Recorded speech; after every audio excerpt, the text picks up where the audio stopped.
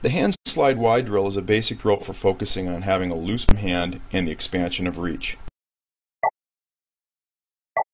When the ball is extended at maximum distance away from the body, the hands are together. As the ball is pulled in front of the body, the hands are slid wide, and then back together again as maximum reach is attained on the other side.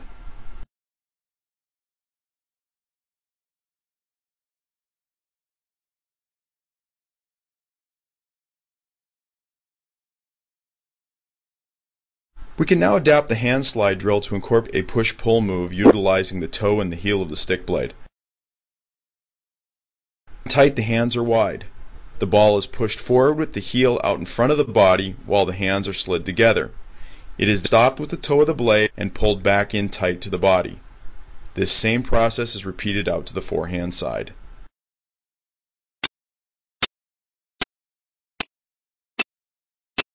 Figure 8 drill continues to focus on loose bottom hand and expansion of reach while working on the player's ability to pull the puck diagonally across his body. Pucks or any other object be used as obstacles around. The wider the obstacles are placed, the more difficult the exercise. The player must cup his stick blade and use both heel and toe to perform it effectively.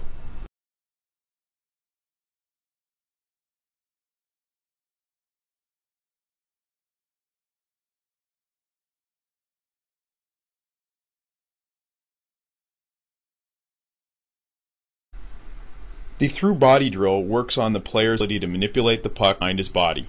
This is done with hand skills as well as trunk rotation. They should slide their hands together to maximize their reach behind the body.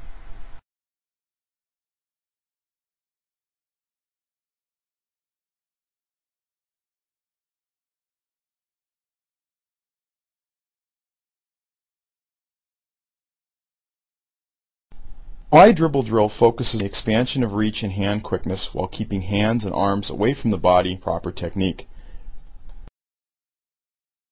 The drill is set up by placing cones or staggered between 6 and 12 feet apart. The player walks in the center lane while stick handling around the obstacles. Let's watch it again. Notice the top hand is extended in front and away from the body to maximize the player's reach. This extension is used on the backhand. One more time through, wide reach, quick dribbles, and hands away from the body. Here it in game action. Rockus loses it, and now here's a 2-on-1 developing. Ritchie going in all alone, he scores! Our pull drill helps players become comfortable utilizing the toe and the heel of the stick. As before, pucks are placed as obstacles in a straight line about 2 feet apart. The player pushes the ball away from his body to entice the opponent and then rapidly pulls the ball back in using the toe of the blade. In slow motion, watch the player's top hand action. It is this hand wrist roll that controls the stick and ball while the bottom hand is kept loose and used as a guide. A variation of this drill is the backhand toe drag.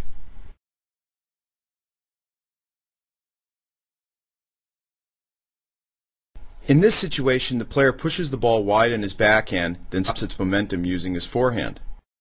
He then quickly switches back to the backhand side of his blade as he pulls the ball across his body with the toe of the stick. Let's watch this again in slow motion. An advantage to this move is the ball can be moved across the player's body while being kept closer to his feet. Here's a sample of the move in action. And finally, it's pushed to the blue line, not out. Richmond, nice move to get around one man. Over to Stafford, a shot, follow-up shot. The stick flip sequence works on the soft hands aspect of puck control. A light touch is required along with the ability to really rotate the stick blade face to cup the puck.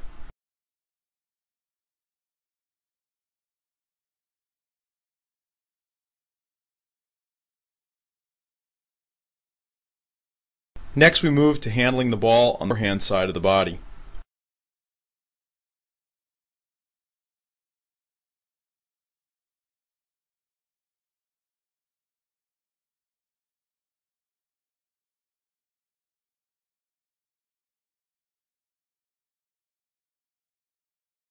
The last segment of the sequence forces the player to incorporate trunk rotation into the drill.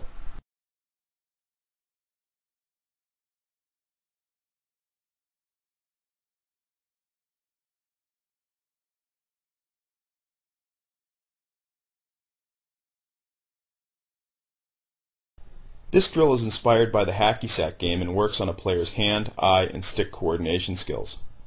The player begins by attempting to keep a ball in the air by bouncing it off the shaft and blade of his stick.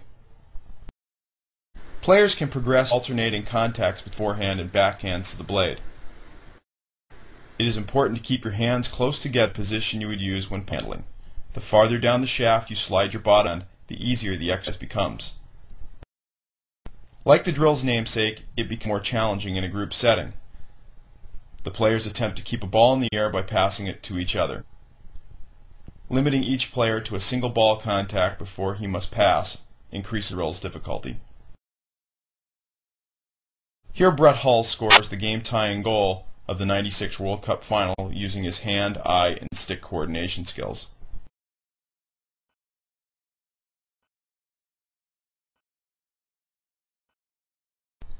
The toe tap drill was adapted from a soccer exercise for foot quickness and agility. We have added in the puck handling portion to increase the difficulty by forcing the player to work on his body control and his ability to multitask. The drill is formed by alternately touching the top of the soccer ball with the left, then the right foot as fast as possible while puck handling.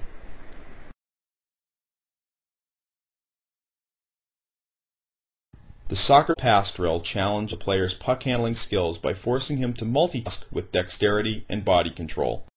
In this drill, players must pass a soccer ball between each other while individually handling their own puck or ball.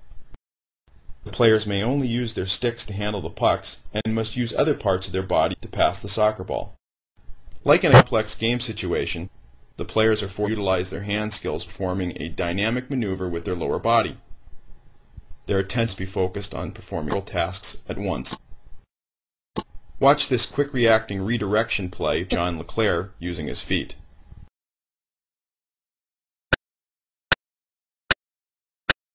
The balance board drill is a challenging exercise that improves the player's coordination, dexterity, and balance.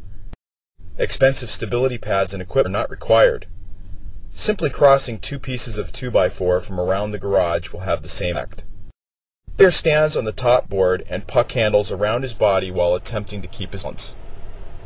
As you perform the drill, you will feel the strain through your midsection. It is this core body coordination that ties everything together and provides the player with stability.